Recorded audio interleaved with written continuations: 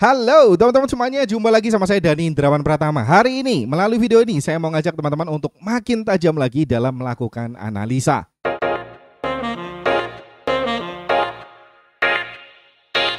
Hari ini kita akan belajar bareng-bareng dari data jurnal forward test yang dikirimin oleh salah satu teman kita. Beliau namanya Mas Catur. By the way, kemarin saya kirim-kiriman email ya, dan Mas Catur meminta saya untuk mengkoreksi, katanya apa sudah bagus atau ada yang kurang, nanti Mas Dani kasih saran. Tanpa berlama-lama lagi kita akan masuk ke pembahasannya ya. Tapi sebelumnya saya mau ngucapin terima kasih banyak untuk Mas Catur karena sudah bersedia untuk kita bahas di YouTube ya, sehingga bukan hanya Mas Catur dan saya yang bisa belajar dari datanya Mas Catur, melainkan teman-teman yang nonton YouTube ini juga bisa dapetin manfaatnya. Nah, sebelum kita lihat chartnya, kita lihat recap hasil pendapatan R-nya dulu ya. Ini transaksi dimulai tanggal, sebentar saya akan cekin untuk teman-teman.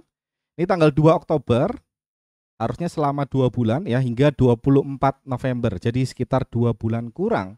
Dan ini adalah recapnya. Jadi Mas Catur mendapatkan 62 transaksi dalam waktu kurang dari 2 bulan ya. Dan ini adalah statistiknya. TP1 dapat 14 kali. TP2 dapat 3 setup ya. TP3 dapat 15 setup. Ada yang TP5 dapat 3 setup. Dan yang SL ada 27 setup. Dan ini adalah total pendapatannya teman-teman. R-nya ini adalah RTP1, totalnya dapat 8R selama 2 bulan, which is very nice. Kemudian TP2 mendapatkan 1R. Lalu dilanjutkan, ini adalah total TP3 mendapatkan 10R. Luar biasa ya, TP3-nya gede banget di sini. Di sini sengaja saya nggak recap yang TP5 karena mostly teman-teman markingnya sampai TP3, jadi ya kita lihat aja TP1, TP2 dan TP3-nya aja. Ini total R-nya teman-teman.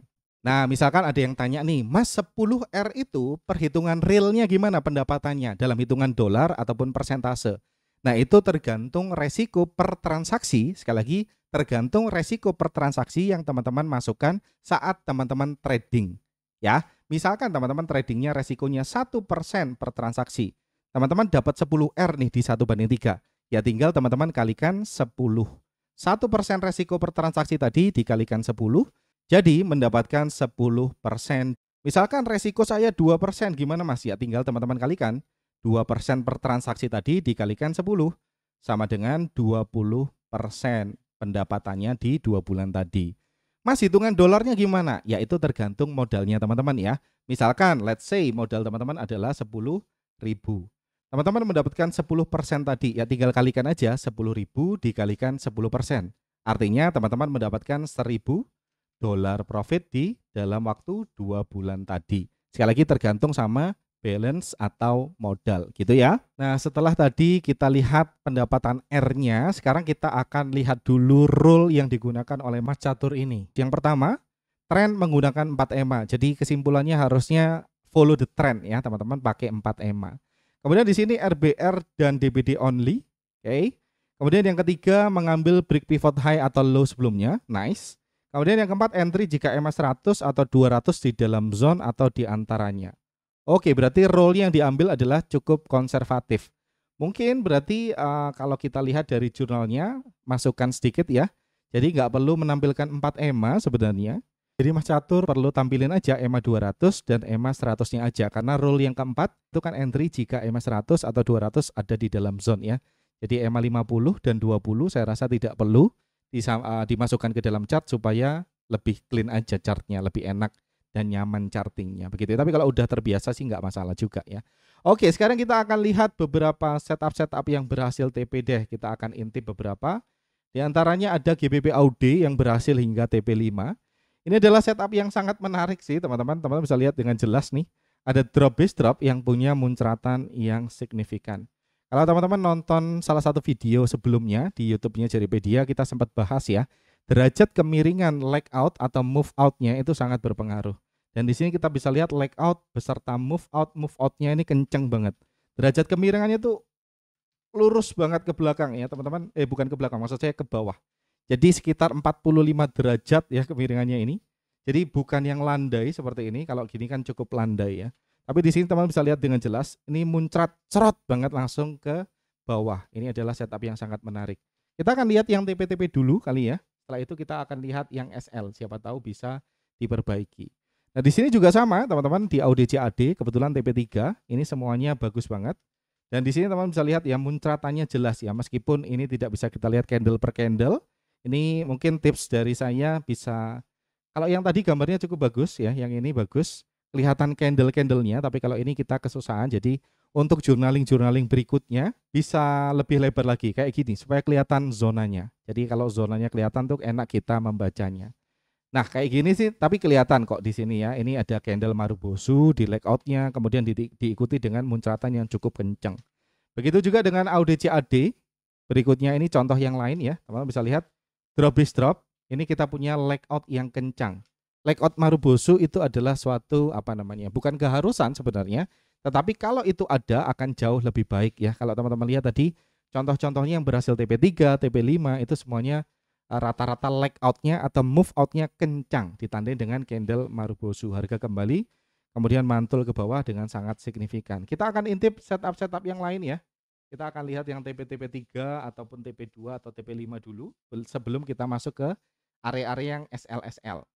Di sini teman-teman bisa lihat area yang TP3. Nah, ini sebenarnya cukup advance pembahasannya. Ini level on level, ada odds enhancer, ini bagus ya teman-teman. Kalau teman-teman melihat ada base rally yang bertumpuk seperti ini, probabilitasnya meningkat, apalagi ditandai dengan ini attempt to comeback. Dan kalau teman-teman lihat di sini juga ada attempt to comeback nggak sih? Nggak ada ya. Sorry, nggak ada ya. Attempt to comebacknya cuma di sini. Jadi ini adalah odds enhancer yang sangat menarik, yaitu level on level dan attempt to comeback. Oke. Sekarang kita akan lihat area-area yang SL ya, apakah sama areanya. Nah, ini teman-teman bisa lihat kalau ada area yang SL sebenarnya itu juga berpola. Kita bisa lihat di sini ya, rally base rally ini sebenarnya kurang menarik karena apa? Teman-teman bisa lihat, juga bisa melihat dengan jelas sekarang ini adalah layoutnya. Layoutnya menonjol ke bawah, oke, sebelum rally ke atas. Ini sebenarnya pembahasan yang cukup advance ya. Kita seringkali membahas ini di VIP mentoring ataupun ini juga masuk ke dalam materi kelas Trader Pro. Tapi saya bagikan ini untuk teman-teman, tips aja ya. Carilah zone yang mendatar. Oke, bukan zone yang seperti ini. Berbeda ya. Areanya ini menyamping, mendatar, kemudian rally ke atas. Bedanya dengan yang saya lingkarin ini, yang saya kasih tanda panah sekarang ini ya. Areanya menurun dulu sebelum rally. Meskipun ini kencang, teman-teman, originalitas dari imbalance-nya ini bukan di sini. Ini bukan origin dari imbalance. Ini seolah-olah sebagai pointing finger, kayak jari telunjuk. Zona yang asli itu ada di bawahku loh. Ini adalah rally base rally yang sebenarnya. Imbalance yang sebenarnya ditunjukkan oleh tanda ini yang saya lingkarin ini. Nih ya, saya akan hapus semuanya biar tambah gampang teman-teman ngelihatnya. Saya akan zoom in lagi, coba deh, bisa nggak? Nah ini ya, satu candle ini bisa diperhatikan. Karena apa? Ini sedang menunjuk ke zona yang sebenarnya yang memiliki imbalance yang lebih baik lagi. Oke, kita akan coba lihat setup yang SL. Siapa tahu bisa kita sedikit perbaiki ya sehingga zonanya lebih baik lagi. Oke, kalau ini adalah good SL. Seperti ini adalah good SL. Zonanya punya muncratan yang bagus, searah dengan tren, tidak keluar dari rule yang ini sudah dituliskan. Tapi memang market berkata lain ya. Kita punya rule bukan memastikan kita untuk selalu profit. Rule atau apapun strateginya itu nggak ada teman-teman yang memastikan kita selalu profit ya. Selama kita punya win rate, kita punya money management dan risk reward yang cukup, semuanya bisa berjalan dengan baik seperti yang teman-teman lihat tadi di awal datanya kita tunjukin di Excel-nya ya. Ini adalah good SL, oke? Ini adalah good SL, tidak bisa kita hindari. Kita akan lihat berikutnya. Nah, kalau ini mungkin ini mungkin EMA-nya Mas Catur bisa lebih teliti lagi. Kalau Mas Catur buy di sini, ya tentu saja EMA-nya sudah nyebrang ya. EMA 200 sudah mulai nyebrang, sebaiknya memang area seperti ini bisa tidak dimasukin ya. Karena apa? EMA-nya sudah nyebrang. Nah, di sini mengacu kepada rule keempatnya Mas Catur. Mas Catur tulis di sini entry jika EMA 100 atau 200 di dalam zone. Tapi di sini kasusnya EMA 200 sudah melewati cukup jauh ya, sebaiknya di cancel. Saya pun juga sering melakukan kesalahan ya. Jadi jangan anggap saya orang yang paling sempurna. Saya bisa menyampaikan ini juga sebagai pengingat diri saya juga ya. Beberapa kali saya akui di bulan-bulan kemarin saya sering kali melakukan kesalahan. Bahkan ada area-area yang harusnya saya ambil nggak saya ambil. Dan itu normal terjadi. Itu adalah fungsi kita melakukan evaluasi, begitu ya. Kemudian kita akan lihat setup yang SL lagi deh. Nah, ini adalah setup yang bagus banget juga ya, teman-teman bisa lihat. Oke, ini adalah setup yang 100% valid searah dengan tren saat harga masuk ya. Tapi ini catatan khusus untuk Mas Catur, kalau teman-teman agresif ini boleh masuk. Tapi kalau teman-teman konservatif, EMA 100 ini ataupun EMA 200 ini belum masuk. Jadi sekali lagi tidak atau belum sesuai dengan rule yang Mas Catur gunakan yang nomor 4, entry jika EMA 100 atau 200 di dalam zone. Sedangkan di sini saat harga kembali tidak ada EMA-nya. Jadi di luar rule sebaiknya tidak di entry. Kalau tidak di entry, Mas Catur tidak akan SL. Nah, itulah pentingnya kita punya rule. Kita akan lihat setup yang lain. Misalkan di sini ya kita random aja, teman-teman. Nah, ini setupnya valid ya, tapi saya susah membacanya di sini karena candle-nya berbentuk beating-beating ya, saya nggak kelihatan. Jadi kita akan lihat contoh yang lain. Nah, ini bisa kita lihat dengan lebih jelas ya. Rally base rally ini level on level, punya muncratan yang bagus. Sekali lagi tidak ada strategi yang sempurna, teman-teman. Harga masuk di sini sudah valid sesuai rule, ada EMA 200 di dalamnya. Sayangnya memang market berkata lain ya. Market berkata lain, ini adalah good SL. SL yang sudah sesuai rule dan SL yang tidak bisa kita hindari. Ini setupnya 100% valid. Saya pun harusnya masuk di sini kemarin dan SL juga. Kita akan lihat yang SL berikutnya. Di sini ada drop base drop. Kalau teman-teman lihat ini sudah berhasil 1/1 ya, atau nggak kepanggil ya di sini ya. Ini adalah good SL juga ya. Kita akan lihat SL yang bad mungkin ya. Nah, ini mungkin bisa dihindari. Kalau SL yang seperti ini bisa dihindari. Teman-teman bisa lihat rally base rally ini ada quick retest pertama kali.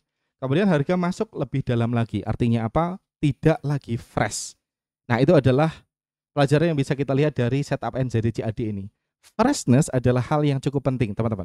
So, kayaknya itu sudah mengcover hampir semuanya sih kayaknya. Coba kita lihat yang lain. Nih ya, teman-teman bisa lihat ini adalah good SL, SL yang nggak bisa dihindari. Kemudian kita lihat yang lain lagi, misalkan apa? Nih, oh tadi sudah kita lihat ya. Yang ini setupnya sudah kita lihat. Kalau yang ini, ya ini juga problemnya sama ya. EMA-nya 200-nya sudah nyebrang, sebaiknya nggak masuk. Jadi itu, jadi mungkin sedikit masukan untuk Mas Catur agar lebih teliti kembali dalam pengambilan zone, khususnya EMA-EMA yang sudah mulai nyebrang ini ya. Jadi itu jangan diambil. Tips yang kedua adalah hindari area-area yang tidak fresh. Jadi rangkumannya itu. Kemudian poin yang ketiga ingin saya sampaikan adalah silakan Mas Catur kumpulin terus gambar-gambar yang seperti ini. Silakan amati area-area yang sering bekerja seperti apa. Contoh tadi level on level bisa membantu. Ada attempt to comeback juga bisa membantu. Muncratan yang kenceng itu juga bisa menaikkan probabilitas. Dan akan jauh lebih baik lagi saat Mas Catur punya table-table Excel. Misalkan seperti ini, misalkan jam entry-nya kapan, jam terpanggilnya kapan, posisinya buy atau sell. Ini hal-hal yang umum yang bisa kita tulis sehingga nanti kita bisa mudah bacanya. Scoringnya misalkan, skornya berapa, move out-nya kalau pakai scoring ya, kalau nggak pakai juga nggak usah. Profit zone-nya berapa, misalkan semuanya juga perlu ditulis. Supaya saat kita melakukan evaluasi kita bisa melihat dengan sangat objektif berdasarkan data kita yang nyata. Nah, sedangkan kalau gambar aja itu terbatas ya teman-teman, terbatas. Kalau kita catat satu persatu akan jauh lebih lengkap ya, begitu. So, harapan saya Mas Catur bisa terus making progress ya. Dan teman-teman yang lain juga mendapatkan inspirasi dari apa yang udah kita pelajari hari ini ya. Tinggal sedikit improvement lagi, konsistensi dikit lagi, itu akan jadi kombinasi yang luar biasa. Sehat terus, happy terus. Saya Dani Indra Pratama undur diri. Sampai jumpa di pertemuan berikutnya dan ciao. Semoga bermanfaat ya teman-teman.